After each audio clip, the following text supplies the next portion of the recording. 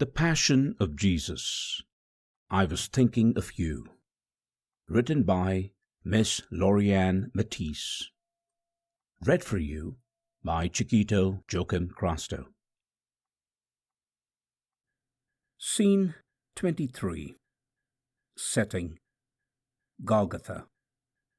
Matthew, chapter 27, verses 45 to 50. Darkness continued to cover the earth until my death. Even the birds were confused and stopped chirping, thinking it was night time. I recalled the words of Amos, who prophesied, "Woe unto you who desire the day of the Lord! To what end is it for you? The day of the Lord is darkness and not light. As if a man did flee from a lion, and a bear met him, or went into the house, leaned his hand on the wall, and a serpent bit him. Shall not the day of the Lord be darkness and not light? Even very dark with no brightness." Amos, chapter 5, verses 18 to 20. Everyone noticed the ominous sky. An eclipse of the sun only happens when the moon is directly beneath the sun and the earth, blocking out its light.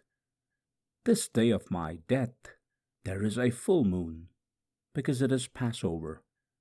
The moon is on the far side of the earth, far away from the sun. But regardless, this day the sun refused to shine. A supernatural eclipse of the sun took place for 3 hours. The 3 hours are symbolic of the 3 days I will lay in the tomb. Death on a cross was most commonly precipitated by cardiac arrest, initiated by consequential loss of oxygen in the blood, severe pain, body blows, and breaking of the large bones.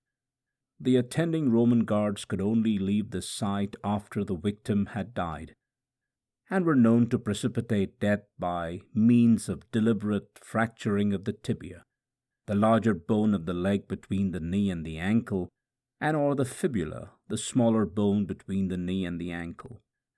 They might also spear stab wounds into the heart, or deliver sharp blows to the front of the chest, or even build a smoking fire at the foot of the cross to asphyxiate the victim faster. I would have no bones broken, as it was prophesied, and with the black light of day, the soldiers were leery to approach me at this point, let alone break my bones. I could barely breathe. My breath was labored and forced. My body shook violently from the pain and blood loss. I am now suffering, not only because I have been forsaken by those I came to save, not only because of the physical pain I am enduring, but because of the complete lack of light that I am experiencing. I had endured all of this in order to be obedient to my Father, with whom I had walked closely with during my time on the earth. The fellowship with my Father, who gives every good gift and is perfect from above. His presence is in me, and with me as I fulfilled my ministry. Even as a young boy, I could feel His perfect love with me at all times. The rejection of my people and the physical suffering is nothing compared to the rejection I feel as the presence of my Father withdraws from me. Sin is dark and has no light in it. The Father does not dwell in sin or have any part with it. Sin is separate from God. As I bear the excessive and ominous burden of the sin of humanity, I bear it in human flesh, alone, alone, alone. The Father did not send an angel to strengthen me like He did in the garden last night. He did not transfigure me as He did on the Mount of Transfiguration. He did not shelter me as He did when Herod's men raided Israel in order to kill all of the male babies when I was newly born. He did not hide me in His presence as He did when I walked away from the religious leaders who wanted to kill me before it was my time to die. I could not feel Him at all. Out of my obedience to the Father, I would allow the complete wrath of a holy and righteous God to descend on me. My people of Israel had rejected me. Those whom I had been raised with in my local synagogue had scorned me, criticized me, and had finally condemned me to death. The representative of the temple who proclaimed to be worshipping God treated me worse than a common criminal. Those who are ignorant often ridicule what they do not understand. The priests laughing nearby are the perfect example. 11 of my disciples had not understood me, even though they followed me closely and were dearly devoted to me. They had deserted me when I sweat drops of blood in the garden of decision. My right-hand man Judas had betrayed me with a kiss. My beloved Peter cursed and swore he did not know me as I was on my way to be incriminated for telling the truth. The religious authorities accused me before Annas, who later sent me to Caiaphas, then to the Sanhedrin, who spit in my face, beat me, and mocked me. The Roman soldiers had used me as a punching bag. The Sanhedrin did not go with me into the praetorium where I was condemned to die, so they would not defile themselves before the Passover feast. The crowds of people, some of whom had followed me for 3.5 years, chose Barabbas to be released rather than me. Pilate advocated for my life, but ended up rejecting me when he washed his hands, releasing himself of the responsibility pertaining to my case. Herod abandoned me when he passed me back to Pilate. Pilate relinquished himself to the people's wishes. The rejection continued as I was mockingly called King of the Jews. Even the thief on my left rejected me. All of this rejection I could bear, but the rejection from my Father in heaven at this hour of my death, after enduring the most humiliating and tortuous of deaths, was more than I could bear. Eli, Eli, lema sabachthani. My God, why have you forsaken me? I screamed this with my very last bit of strength, fulfilling the prophecy in Psalm 22. Here I was, nailed to the cross in a position that is impossible to maintain, where my knees are flexed at an approximately 45-degree angle, which forced my weight to bear on the muscles of my thighs. Every few minutes my thighs and calves would cramp severely. Any weight on my feet only worsened the pain in the areas where the nail was driven through. When the strength of my muscles of my lower limbs tired, the weight of my body had to be transferred to my wrists, my arms, and my shoulders. The weight of the sin of humanity dislocated my shoulders, elbows, and wrists, each in a matter of minutes after being hung on the cross. My arms were now 9 inches longer than before, and still they stretched out to receive you unto myself. For I was thinking of you, as I am thinking of you now. As David prophesied, I was poured out like water.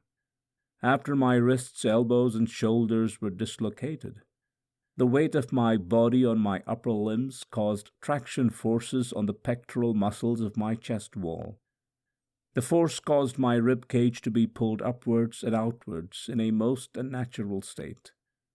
My chest wall was permanently in a position of maximal respiratory expiration. In order to exhale, I was physiologically required to force my body upward. As I did this, it required me to push down on the nails in my feet to raise my body in order to allow my rib cage to move downwards and inwards. 12 inches up, 12 inches down, up, down, up, down, up, down, while my blood poured out of my hands, my feet, my back, my face, my head, all the while enduring the wrath of my Father. This process of breathing caused excruciating pain. Excruciating is a word derived from crucifixion. Crucifixion is a medical catastrophe. The fact that an innocent man was made to endure crucifixion is a calamity all of humanity, one which needs to be examined. You might say, I don't have any guilt. I realize guilt will be an unpopular phrase in the 21st century. Nevertheless, I took your guilt on the cross and nailed it to myself. As the 6 hours of the crucifixion wore on, I became less able to bear the weight in any part of my body. The fear of suffocating was terrifying, but the pain in my shattered nerves in my wrists exploded with every slight movement as I heaved myself up, covered in blood, sweat, and humiliation from being naked. As the leaders of the Jewish people, the crowds, the thief, and the soldiers were continuing to jeer, swear, and laugh at me, I went inward. I had to find a place in myself that would encourage me to stay on this cross of suffering. I had to reflect on the creation, my creation of humankind. I had to reflect on the beginning in order to finish. I was the author and the finisher of the fate of this world. I had to remember why I created Adam and Eve in the first place. I desired fellowship with those who were made in my image. I created humans to have a heart and soul, to be deeply humane, to be compassionate and caring, strong and sensitive, to tend to the garden and watch over the animals. I created Adam and Eve to perfectly fit together as a puzzle, to complete each other in love and to create families in order to love one another and help each other through good times and bad. All that I created was good. The Father and I, with our Holy Spirit, created the heavens and the earth out of a void. We filled the void with the most beautiful and enlightened creation. We moved on the face of the waters. We created light. We divided the light from the darkness, creating day and night. We divided the waters to create the heavens and oceans on the earth. We created the land, and it was good. We brought forth trees and vegetation. We created animals and sea creatures of every kind, and it was good. What we created was and is good. When we created man and women, we wanted them to have a sense of self. We created them with a will. We created them in our image and wanted them to enjoy the creation and also create many exquisite works as they lived on the earth. But many of these works went sour. So much evil would be done over centuries of time. We knew that man and woman had the ability to sin. We knew they would. So we created a plan from the beginning of time to absolve sin and make a way back to the garden. Me. I was the plan. Not a doctrine, not a religion, not a path that is difficult to understand. No, our plan, the plan of Elohim, the first name of God presented in the Bible, the Creator, the God in one, was to send me, Jesus, to earth in the form of a man at an exact time and place, prophesied through prophets throughout thousands of years, wearing a scarlet thread of redemption for the fall of humanity. At this specific moment in history, my death on the cross would become the scapegoat for all sin. Just as a lamb had to be slaughtered in the temple, I had to be slaughtered for humankind. I took the wrath on myself because I was God and was with God in the creation. I, the Messiah, took the place of judgment for my human beings because of love. Love kept me nailed to the cross, not power. I had all the power. I could have swallowed up the earth just as I created it. I could have destroyed it. I could have sent a great fire from heaven and devoured everyone who stood near me at the crucifixion. Fear did not keep me nailed to the tree. I had no fear of man. I had no fear of my Father. My devotion to him did not come out of submission due to fear. It came out of obedience, because in our plan there was no other way. I had pleaded with him in the garden, "Is there any other way? Please let this cup pass from me." But even as I prayed, I knew there was no other way. I was the designated way. Me, now, here, forsaken, lonely, desecrated. The way, the truth, and the life.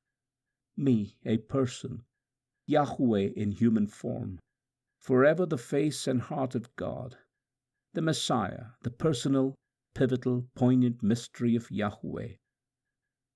Shema Yisrael Adonai Eloheinu Adonai Echad. Hear Israel, the Lord is our God, the Lord is one God who created the heavens and earth, who sent his Son to die on the cross for you. Darkness covered the earth, because darkness comes in when the Father is out. God the Father had to separate himself from the cross because the sin of humanity was so ugly. And does it not need to be so? Would you want a God who is not righteous, holy, and pure? What sets Yahweh apart from every other God is the personal sacrifice made out of love. It was for the love of the whole world that Yahweh sent himself in the form of Jesus to die for his people. People over thousands of years will talk about energy and molecules colliding in random occurrences, creating big bangs, something out of nothing. But the truth is, my molecules are not colliding in space in a random pattern. My creation is one of perfect order to a perfect plan of redemption that is historically recorded in a timeline of events and in the stars, so that anyone who wants to find Yahweh, the Redeemer, can find him.